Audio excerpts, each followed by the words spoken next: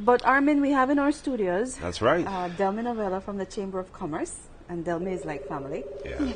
And we also have Mr. Adrian McInman, all right? Adrian McInman of Happier Horizons. Quite interesting, Happier Horizons. And he's a happy man. He's a happy man. Good right. morning. Good Welcome to morning. the show. Good morning. Good morning. So, Delmi, talk to us about why you're here, Okay. and then we want to hear Mr. McInman talking about Happier Horizons, what exactly he'll be doing. Okay. What's the chamber doing at this time? Okay, well, first of all, good morning to everyone that's tuning in to Love TV. Well, I'm here to tell you a little bit more about what we're doing at this moment. Well, the chamber, if for those who don't know, the chamber is here to assist the business community. We're a membership-based organization. We have what we called our Triple C philosophy to connect, capacitate, and to champion our members. Under connection, for instance, we connect our businesses through trade missions. For just a little while ago, we had a trade mission with the Chetumal Chamber of Commerce with our business, with our Belizean tour operators. That went really well, and I think a lot of business was made. We also connect our members through Expo. We have 3 expos now. We have the Christmas Expo, the Marketplace Expo, and also the Finance Expo. With our champion philosophy, Chamber's champion philosophy is when there are issues that may arise and business have a little issue because it might affect them in doing business, and then the chamber comes in and tries to assist them in advocating on their behalf. And we also have our capacitate philosophy, chamber capacitate philosophy, whereby we try to assist our members to train them in the various courses so that business can go better. We over the years we have developed a good relationship with our members. We have been able to work closely to them and ask them, what are the things that you need in order for in the aspect of training, so that business can work better. And we have created good relationship with educational institutions like UWI, the Sci Infotech, Nautavero, business training for business development, and from there we have had good courses coming out, like the new supervisor, training on PR. We have also trainings on financial managers. So it's trainings for everyone throughout an organization, from junior staff to a higher level of management. And now we were approached by Mr. Adrian McInman, who is doing an entire different training for our members, and he will be telling you a little bit about what he does and what the training he will be carrying on for next week. So, cultivate courage, create change, develop direction, have health, thrive. That's what I saw when I saw the flyer, and it did catch my attention. Mr. McInman, welcome to Belize. Thank you very much indeed. Happier Horizons, that in itself is a name that said, this is different. It's a different name. You normally, when you hear of companies, you hear Happier Horizons is not one of them. No. So everybody thinks of money, don't they? in the business world. And yet the interesting thing is that when you are happier, you're more successful financially. Yes. The name came from, you want a nice horizon, a nice future that will be happier. And if you are an employer and you make your employees happier, your productivity will improve. That's a secret to business, right? It really is a secret, sadly. It really is. Because what is the usual way of operating in many businesses? You've done the wrong thing, you've done the wrong thing. We've all had that happen to us. And yet how often do we have people say, well done, well done, well done? We spend so much time focusing on negativity, and not enough on encouraging people to do better and better. So it was interesting listening to what you were saying about the previous caller, etc. Yeah. So, tell us about Happier Horizons, a little background on how it got started, what made you decide to even have such a company. In 2005, I moved to the United States of America, And even though I have 7 university qualifications, America doesn't accept me as a psychologist. I was a registered psychologist in Australia, but I'd have to do another 5 more years at university, and I wasn't going to do that. Yeah. So I wanted to keep my hand in the world until I got back into Australia. So I started donating my time. So I started with an HIV clinic, and then I started with a hospital, and people liked what I was doing. And one of the reasons why was, frankly, my accent. People would come up to me and say, "I love your accent." And then I was focusing on happiness, which is non-threatening. And before you know it, I started getting people say, I like this, come here, come there, come there. Next thing you know, I'm in St. Lucia, then I'm in Antigua, then I'm in Barbados, then I'm in Greece, then I'm in England, and it's snowballed. Then I'm in Africa, and now I'm here in Belize. Prior to that, I was in Guyana. Next, I go to Jamaica, and I mean, it's a snowball. And the response has been amazing, absolutely amazing. Change. We always don't have the courage to create change. Mm-hmm. Change, it's, as you mentioned, there's a snowball effect, Mm-hmm. right? You create change, you're healthier, you're happier. It's like when we talk about this year, we had a challenge Mm-hmm. that some of our staff undertook last year, a body fit challenge. Mm-hmm. Something that we've been talking about, the weight situation. And a lot of times you hear about, diet, you do this, you do that, but it never happens.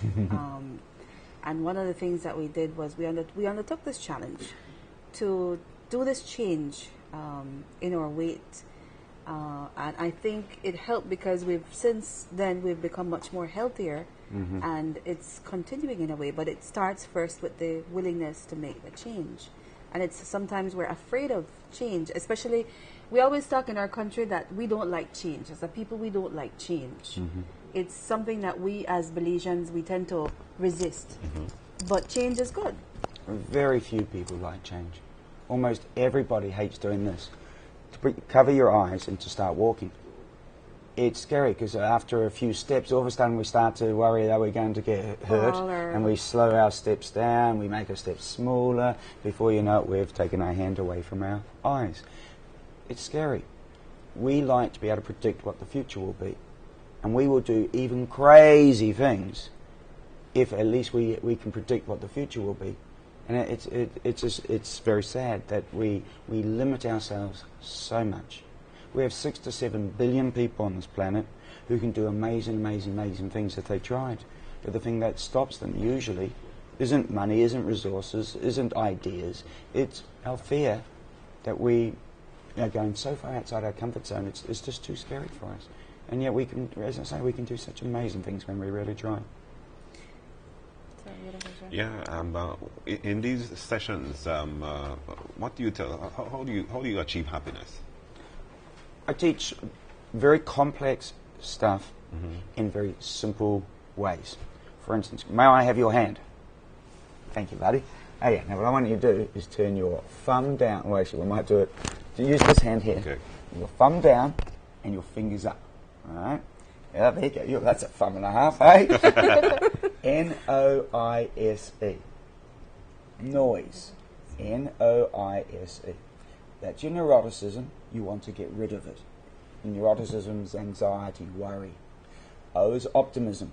You want to believe the future is going to get better and better and better. I is internal locus of control. A bit of a mouthful, but just remember internal. And you want to believe things happen because of you and not just because of luck or chance. S, self-esteem. You like to like yourself. And E, extroversion. You want to be sociable but not impulsive. Now, if I can have your other hand, this time I'll get it right. Mm-hmm. You want all 5 fingers sticking up this time. N-E-S-T-S, nests. You want good nutrition, good exercise, good sleep, good thoughts or thinking, and good social support. And if you have this, then you are well on the way to being really healthy and really happy. And therefore a great employee and be a very successful business person. The people who are attending this training, should it be employers, employees? It's anybody who wants to come. It is I always find in the organizations that it works the best, it's when you have switched on CEOs and switched on upper management, because they can really immediately understand the real advantage of having happy clients, of having happy employees. We all want our clients happy as business people. We all want our employees happy. But it's the CEOs are really switched on. Now, not every organisation has that, unfortunately. But I always say to organisations that can't get the upper management to come along to these sorts of things, that you guys can have a huge impact. Huge impact. In something like this, does it start from the top? Like if the leader, CEO, managers would get this concept, and then it will trickle down to the employees. The very best organisation on this planet, let's be honest, the very best organisations have very, very cluey, very switched on CEOs who understand all this stuff. Mm-hmm. They may not have done it academically, but they've learned through trial and error that people respond far more effectively when you say, well done. You know, the way you asked those questions today was really cool. Yeah, and the way you addressed today, immaculate, it was wonderful. Opposed to, don't like this, don't like that.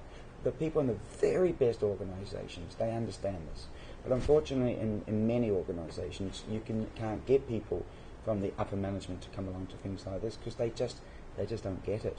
And so what you end up doing is working with a lower level of people who are a little bit disgruntled because they're not receiving good management, etc.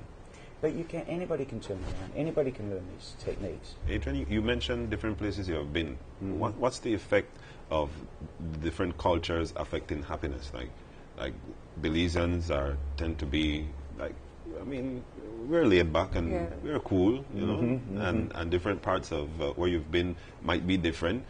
Does the culture have anything to do with achieving happiness? Absolutely. I mean, I won't say that the country, I'll just say it was one of the countries in the Caribbean. Yeah. I try to do it with a cancer society in one of the Caribbean countries. And the person from their organisation who met me really liked what I wanted to do. But just said, we can't do it because there's such a stigma about cancer that nobody will want to come to see you if they know or think that other people on the island may know that they have cancer. That won't happen if you're in, say, Manhattan, New York, they will do anything they possibly can to get rid of the cancer, and so they won't care if somebody else knows that they've got cancer, nearly as much. So your culture makes a big difference. I'll give you another example. I was in Ghana in West Africa, and in Ghana what they do, let's do it together. Right? Everybody would hold hands, and then we would all pray before the session. Right? Then we'd have the session, and then afterwards we'd do the same thing. We'd all hold hands and we'd pray. Now, I've never experienced that in any other country. I've always many countries they will, like Barbados, they will pray beforehand, but they won't pray after. So, you know, whereas in New York, you're not going to get that happening at all. So, you know, it just depends on, you know, you're absolutely right. Culture makes a big difference. How do you develop direction? Well, it really comes back to really deciding who you are. You need to make a very conscious, take your time and really decide who you are. And, you know, that takes a number of years. You know, it's a little bit difficult for a teenager to really have a really strong look at themselves to work out who they are. But you need to work out what your values are. Do you care about honesty, or frankly, it's not as important to you? Do you care about beauty, or that's not really that important to you? You need to work out your values. Let's for instance, if you are the type of person who drives down the road and throws your Kentucky Fried Chicken or your fried chicken out the window, clearly beauty is not that important to you. So if that's who you are and you're not willing to change, then is there any point setting goals on beauty? No, you just don't care about it. So what you need to do is work out who you are and what matters to you, what values matter to you, and then set goals on your most important values. So if health is important to you, set goals on health. But if health is frankly, honestly, not that important to you, why waste your time setting yourself a goal to lose weight, for instance, if it's just not going to happen? Because all you're going to do is fail, and that's only going to make you feel worse. So work out who you are, and that can take a long time. Then set goals on those values, and make sure that you do it in a way that sets you up for success. So write your goals down. put your written goals where somebody can see them. For instance, what's the most embarrassing place that you could possibly put your values? Your goals. What's the most embarrassing place? But you could put your goals? Yeah. Somewhere where everybody can see. Right? Why? Because then they're going to keep you accountable, aren't they? So where's the best place? Somewhere nobody else will see it. The internet. Yeah. The internet. I put my goals on the internet. Everybody 6 to can 7 see. billion people can see it. Yeah. But that doesn't mean they'll hold you accountable. Oh, enough people will. Enough people will. Okay. I mean, I'll give you an example. I mean, I'm on to my 11th country now. I go to Jamaica after this. So that'll be my 12th. And I have a goal that August the 1st, 2016, I will have been to 20 countries. I will have been to 120 organisations. And I have a few other goals which that are all there on the website.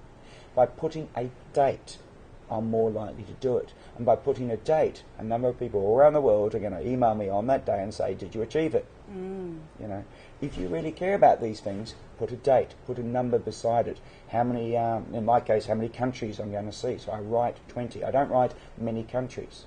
The more specific you are, the more you use numbers, the more you are accountable. The more accountable you are, the more likely you are to achieve these things. And then if you achieve them, you get what you want. But a lot of people don't want to be held accountable. You say you want to be held accountable, but the moment I start reminding Armin, you said you were going to do this, you know. Yeah. Armin, the first time Armin's like, hey, nah, and then I come back, Armin, did you remember you said you were. Then Armin starts, Julia's beginning to get on my under my skin, under my nerves. The next thing, how do you? It comes back to what we were talking about before. People don't like to change. It's scary. So what you need to do is take baby steps. Baby steps, baby steps, baby steps are far more effective than big leaps. If you try changing yourself massively, it ain't going to work. The reality is we need to make little steps that we know we can succeed in. Then another one slightly harder. Then another one slightly harder. And we keep progressing that way. So that way we always set ourselves up for success and we set other people up for success. I mean, I would be a lousy individual if I'd ask people to do things that are just too far outside of their comfort zone and I know they're almost certainly going to fail. I always try and set people up for success. So, for instance, if I ask people a question in a workshop, I try and ask people who are clearly focusing, who clearly seem to be interested, and I ask them questions which I'm pretty sure they can answer. And then we make the questions harder as the day goes on, etc. And the same thing that any parent can do. You got to take a break. We've got to take a break at 7:30. This is the morning show. We invite you to stay tuned, do what you got to do during the break, but make sure you come back so we can continue this interesting conversation. This is the morning show in Love.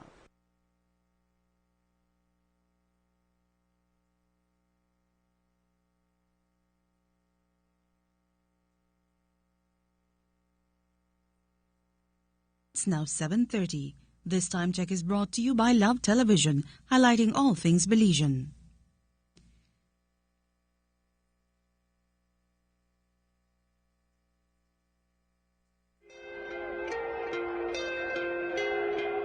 Enjoy the world's best with the latest in digital technology from Quartz. Shop at Quartz today and get a chance to win the ultimate game time package, including a 39-inch TV, hi-fi system, 5 cases of Coca-Cola, and 5 cases of Bellican beers. Just spend $50 between now and July 3rd. Plus, kick to win daily prizes when you shop on 36-month accounts. Prizes courtesy of Coca-Cola. So enjoy the world's best only at Quartz, bringing value home.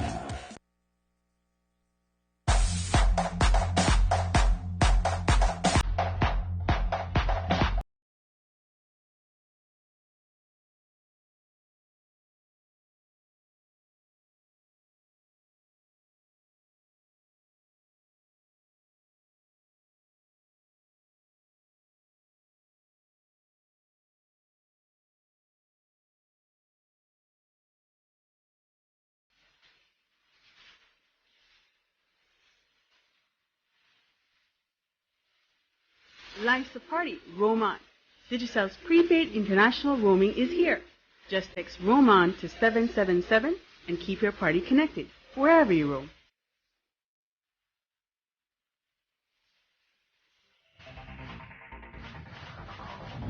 Digicel. Make life easy. Is this your car? Does it hesitate, knock, and ping? Are you spending too much time and money at the gas pump? Fuel prices just keep going up, and if your car isn't running in top shape, you're just throwing away money. Max 44, the total fuel system cleaner and lost power restorer, is the answer to your problems. Put Max 44 in your fuel tank every 3,000 miles to increase fuel economy up to 15% on average and bring your car back to its youth.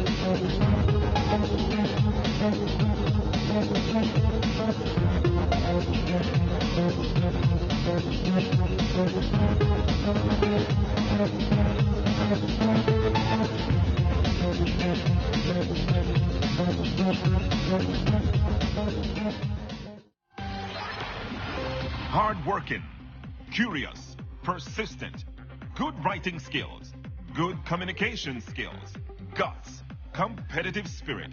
If these qualities describe you, then Love FM wants you to join its small dedicated news team. As news reporter, you will be requested to write news and features for radio and television. You must have a flair for writing, possess a minimum of an associate's degree, possess effective interpersonal skills, and be prepared to work holidays and weekends. You must also be prepared to work under pressure to meet deadlines.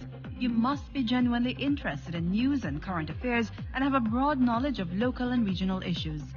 This is an exciting role and an ideal opportunity for you to make a career in media. Send your letter of application and 2 letters of recommendation to News Director, RSV Limited, 7145 Slaughterhouse Road. Email lovenewsbz@yahoo.com no later than July 11, 2014.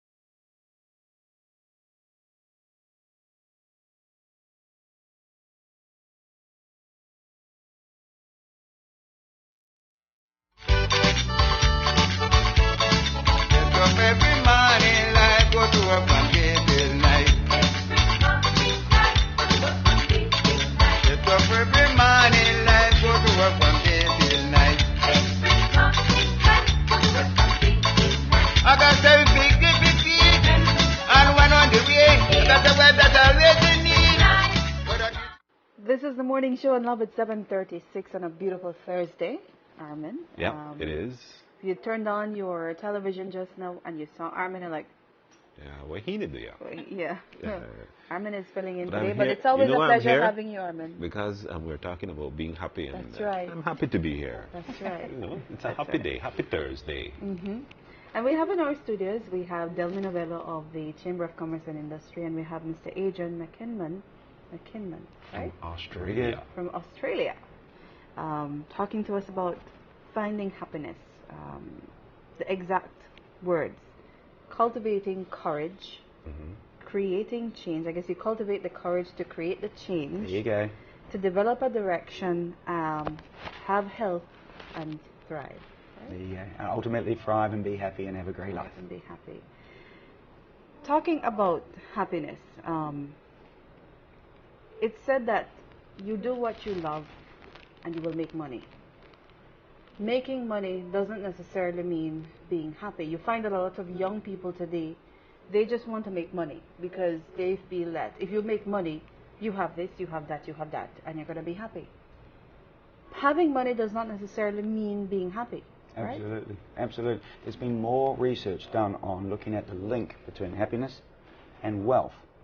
And the reason why there's so much research done on it is every time we do the research, we get the same answer.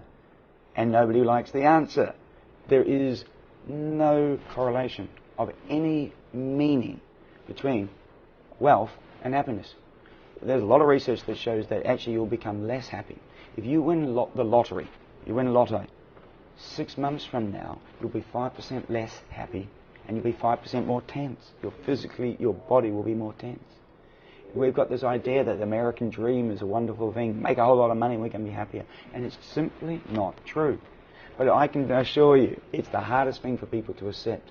I go all around the world and I teach people all sorts of things on happiness. And they largely accept almost everything I say. But when it comes to the money, they've got this idea that, oh, no. This doesn't apply to me. Somehow I am unique. That, I can use the money more wisely than everybody else. The reality is no.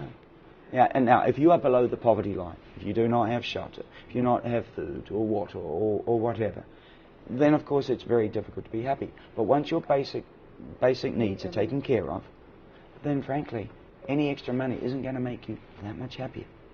So, although you're dealing with the chamber and all these concepts in terms of making employees more comfortable and more happy, but what you're teaching is you could use apart from being at work. Mm-hmm. Absolutely. It's a life change. Absolutely. I mean, one of the best ways to be happy is to be a good mentor. If you do the things that we were talking about before, like nutrition and exercise and sleep and thoughts and social support, then you'll become, there you go, you'll become a happier person. And as a consequence, your children will notice, they'll pick up on that. Your colleagues will pick up on that. Your employers or employees will pick up on that. Without a question of doubt, one of the most important things as an employer, a CEO should be, is happy. If an employer is happy, they'll make good logical decisions. They'll make decisions from here, your prefrontal cortex, and not inside your brain, in a very primitive part of the brain called your amygdala, which is a part of the brain associated with fear, emotion, anger, all the negative emotions. The reality is, if we're happy, life is so much better for everybody. I'll give you just one little example. They did a research study where what they found was that they got, say my friend here and myself, we're going to interview you two for a job. Now Dharma here, she is really happy. She's bubbling with happiness, and I'm a miserable individual. And you guys come in one by one, and you're interviewed. And at the end of it, you ask my friend here, what are the things that you remember about this gentleman the most? And is he going to do the job well? And then you ask me the same thing, and then you leave, and then you come in.